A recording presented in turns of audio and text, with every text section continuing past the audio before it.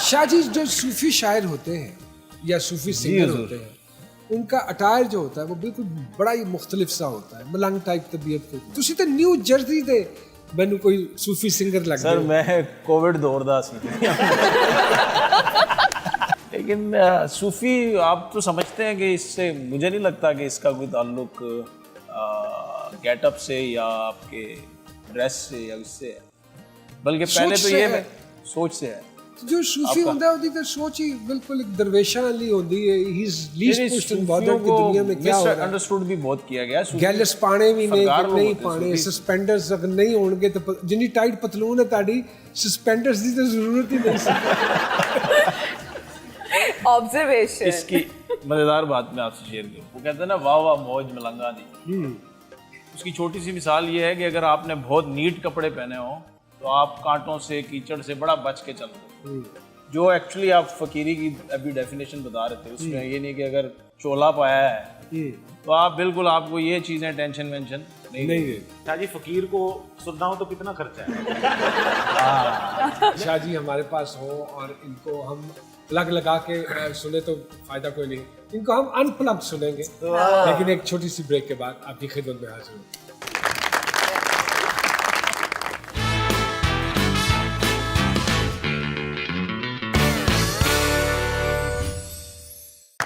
Welcome back to जी सरकार। क्या खूबसूरत आवाज़, माशाल्लाह, क्या खूबसूरत कलाम।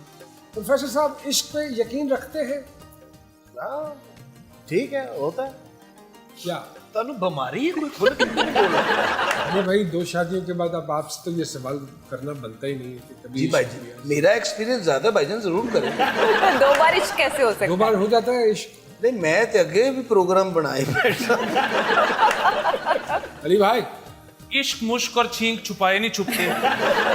तो इश्क होता है तो नजर आ जाता है, लेकिन जो गा छोड़ा है असरार ने, और अभी तो जरा धीमे सुरों में रहा है, जो जिस पिच पे ये गाता है, ये तो माइक कई ऐसे हैं जो उसकी ताब ही नहीं ला सकते। वाह वाह वाह। इश्क के लिए मोमिना जी आप समझती हैं कि उम्र की कोई कैद नहीं, है? ये बीमारी लगनी है ये तो किसी बीमारी भी उम्र है। में लग जानी है। बकौल मोमिना साहिबा के इश्क एक बीमारी है।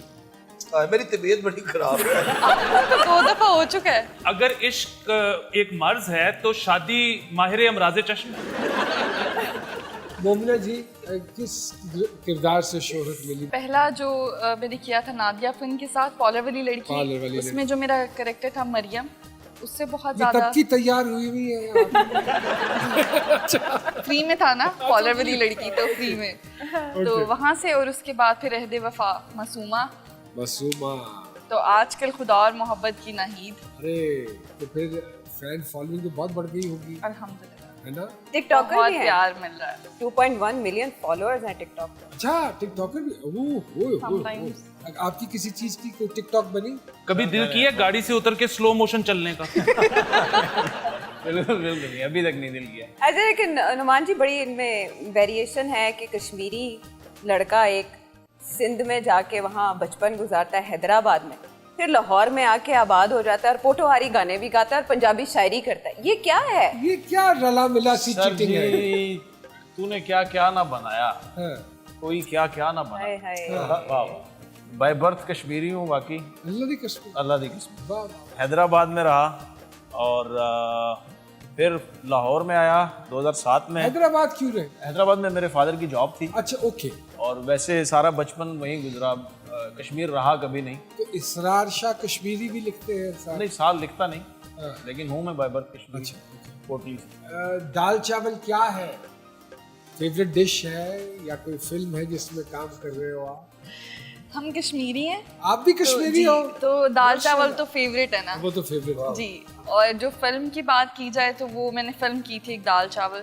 ओके। बेसिकली वो जो एक मूवी थी वो शहीदों पर ट्रिब्यूट था, जो माल रोड पे प्रोटेस्ट करते हुए शहीद हो गए थे, वो उनकी फैमिलीज पर, उन पर बनी थी, बनाई गई कैप्टन थी। मुबीन शहीद उसमें जी, शहादत उनको नसीब बिल्कुल, हुई। बिल्कुल। कैप्टन मुबीन शहीद थे। देखिए मैं जो चीज़ समझ नहीं पा रहा हूँ कि इतनी इंटेंस स्टोरी लाइन और नाम दाल चावल रख दिया जाए, ये कुछ समझ नहीं आ रही। मुझे तो अब पता लगा है इस कहानी का, वरना मैं तो बड़ा खुश था इस फिल्म के ऊपर, क्योंकि पाकिस्तान में अमूमन आप किसी भी चीज़ का कॉन्सेप्ट दो ना, तो वो टारगेट ऑडियंस के आगे लिखना होता है यूनिवर्सल या ऑल। और कोई चीज दुनिया की यूनिवर्सल ऑडियंस के लिए नहीं हो सकती। नहीं हो सकती। मैं सोच रहा था कि ये कम्युनिटी के लिए, बटों के लिए फिल्म बनाई है, दाल चावल। तो मैं तो बड़ा खुश था, लेकिन ये तो कश्मीरी बट्टों के लिए। हाँ, ये तो सैड स्टोरी निकली। तो मोमना जी कम अरसे में माशाल्लाह इतनी शोहरत, सोचा था कि इतनी पॉपुलर हो जाऊंगी? नहीं, बिल्कुल भी नहीं। क्या सोच के आई हैं इंडस्ट्री में? मुझे शौक था एक्टिंग का, तो अच्छा। फिर शुरू हो गया। फिर की? जी, कोशिश जारी है उस पर अभी तक। मशहूर बम बनाओ। अच्छा, लेकिन वो कॉन्ट्रडिक्शन लग रही है आपके इंटरव्यूज में। आपने बोला कि आप एक्टिंग नहीं करना चाहती थी, या आप समझती थी आप नहीं कर लो सकती। बताओ।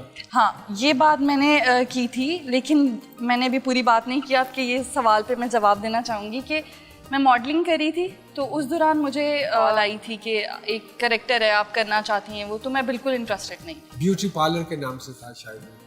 कॉलर वाली लड़की। पार्लर वाली लड़की। पार्लर वाली। हाँ बिल्कुल। तो फिर मेरी बात वहाँ नादिया अफगन से हुई थी, नादिया आपा से। तो वो उन्होंने प्रोड्यूस मुझे कर रही थी, डायरेक्ट कर रही थी? डायरेक्ट करी। अच्छा, ओके। तो फिर वो मेरा फर्स्ट टाइम था, उनसे मैंने बहुत कुछ सीखा है। वहाँ से उसके बाद मेरा करियर स्टार्ट हुआ था, तो फिर मैंने एक्टिंग नहीं छोड़ी। तो ये बात थी। उससे पहले तक आई वॉज नॉट रेडी कि मुझे एक्टिंग करनी है या मुझे क्या करना है, मुझे नहीं पता था। यानी तुक्का लग गया।